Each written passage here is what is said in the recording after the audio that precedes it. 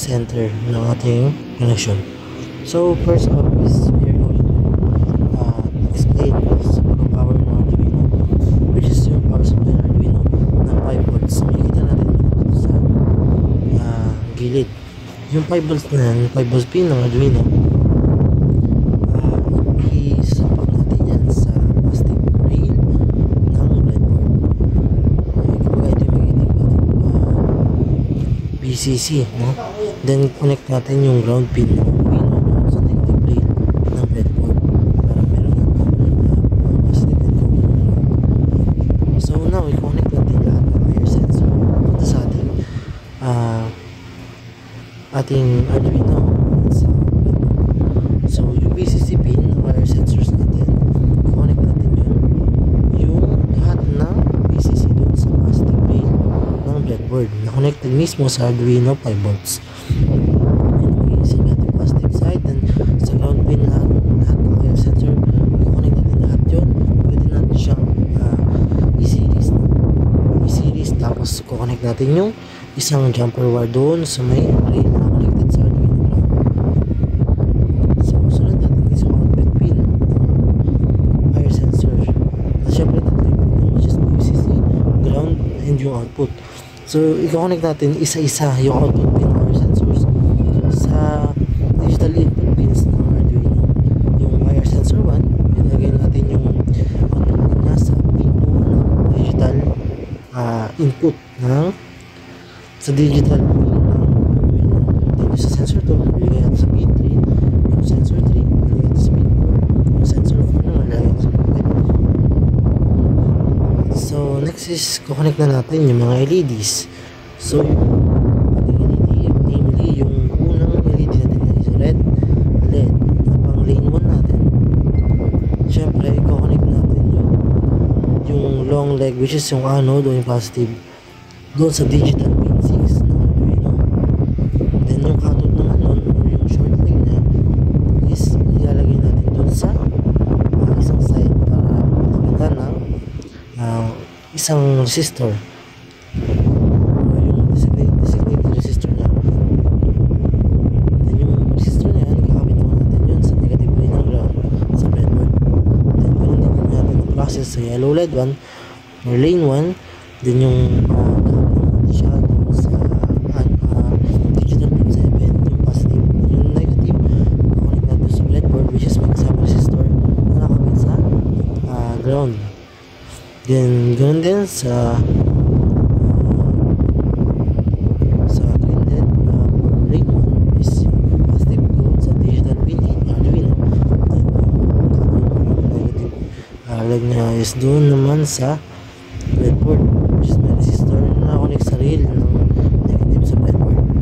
Then same process sa red LED 2 or sa red LED for lane digital pin sa 9 naman siya na Arduino. Then for short leg nga doon din sa negative rail ng ground with designated resistor. Then sa yellow LED for lane 2, yung anode is nasa digital pin 10, then short leg is nasa ground. Then yung lane LED for lane 2, yung positive niya, yung anode is nasa digital pin 11 ng Arduino. Yung ground, yung cathode niya is yun dun sa may ground ng breadboard. So, ang summary natin dito is lahat ng wire sensors ng VCC, nakakunik lahat yun sa 5 volts pin ng ground ng wire sensors, or lahat ng wire sensors ay sa ground ng pin ng Arduino. Then lahat ng output pins ng wire sensor ay nakakabit doon sa 2, 3, 4, 5 pins ng digital pins ng Arduino.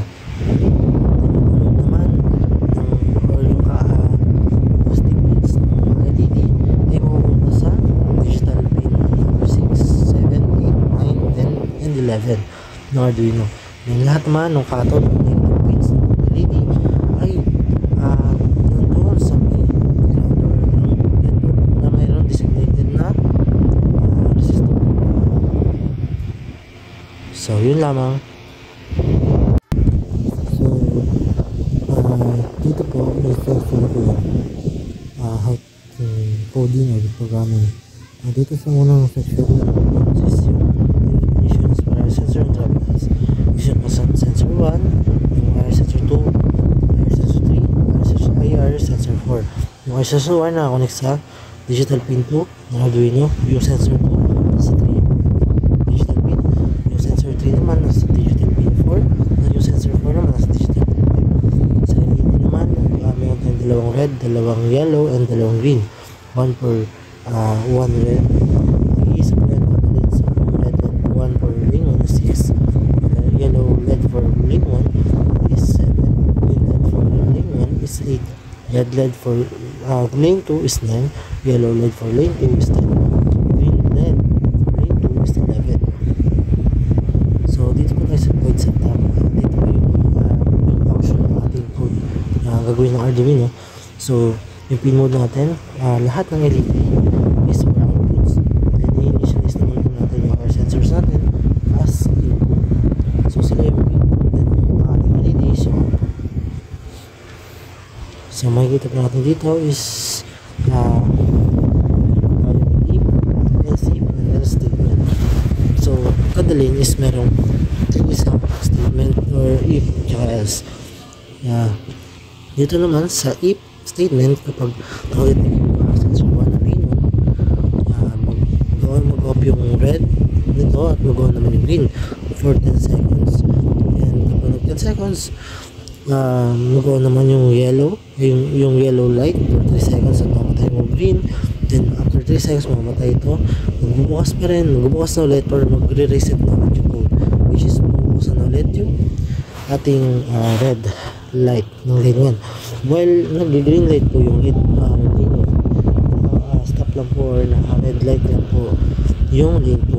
Kasi ang naka-detect is yung IR sensor 1. So dito po sa else if statement ng lane 1. So kapag dalawa po yung naka-sense, which is heavy traffic, mag-on pa rin, naka-stay still pa rin, naka-over red pa rin yung naka-on dun sa lane 2. While dito naman is mag-green yung lane 1 natin for 7 seconds. Then after 7 seconds is magbubukas yung yellow LED nya ng 3 seconds, then babalik sa red. So both red ulit. Then digital, yun din naman sa ng lane 2 digital rate, kapag nakasense yung IR sensor number 4 natin, mag-high naman yung lane 2, yung green light naman, green LED, then mag-yellow yung red LED nito. Pero sa lane 1, naka-stay still, yung red LED is on. So yung green LED lane 2 is mag-on pa na siya ng 10 seconds. Then after 10 seconds, siya yung mag-low or mamatay, then magbubukas yung yellow LED ng lane 2 for 3 seconds. Then after that, mamamatay siya and magre-reset ulit, which is mapunta dito sa baba yung else.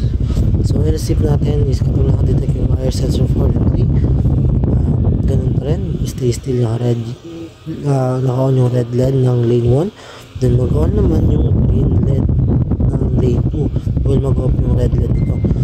Mag-on yung green for 7 seconds, then after 7 seconds naman, mag-off ito at mag-on naman yung yellow LED ng lane 2 for 3 seconds. Then after that, mag-off yung yellow LED. Then dito naka-video. viewers,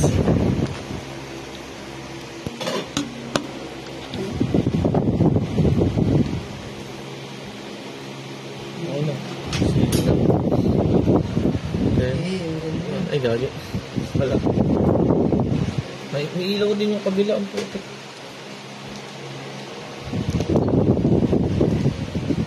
Yan, 7 yan. Pag dalawa, mag-iiba yan. Hindi pag okay na. dalawa dito. Kaso hindi.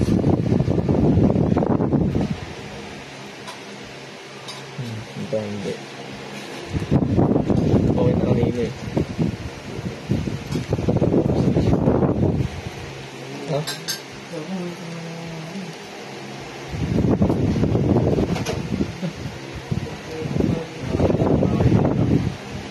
Yoro, sinabay mo yung dilaw dito sa kabila? Ha? Tinaba mo yung delay ng kabila? Yung dilaw? Ang tagal eh. Nakakaroon siya ito. Okay na. Yung heavy traffic. Dito lang kumagabal niya. Okay na.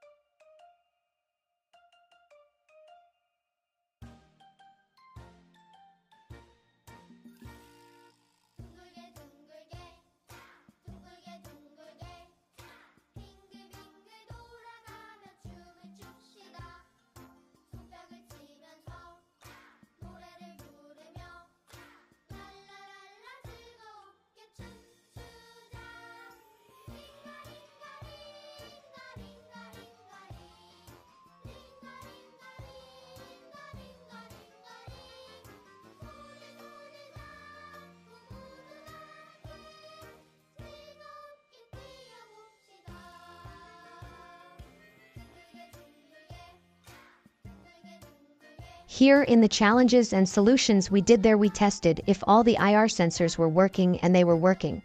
But when it comes to the code, when the delay is changed, sometimes he doesn't change it because it depends on the laptop. That's why we thought of a way to make it work, but only one was actually tried to change the delay, so it was a bit difficult and took a long time. We are still working hard to make the best of our work. We will recover when we find the missing code. We will not give up just to finish it. Thus, though we do a lot of things like troubleshooting, fixing the codes, because there are some troubles that we faced, like di gumagana yung IR, nagkakaproblema. Then for the codes, they changes the seconds, the timer in the LED. Yung kumbaga ba yung timer in seconds kapag merong sakyan, pag medium traffic or heavy traffic, ganon. So marami kaming ginawang troubleshooting doon. Then ilang ulit na rin namin siyang ginawa to perfect the task 2, but still there's some troubles. Sensor and actuator for our task 2, because the sensor is the way to actuate the actuator. Like for task 2, our actuator is the LED and our sensor is the IR sensor. So if no IR sensor, there's no detecting happens. If there's no detect, kung wala na detect yon, then hindi ilaw yung mga LED.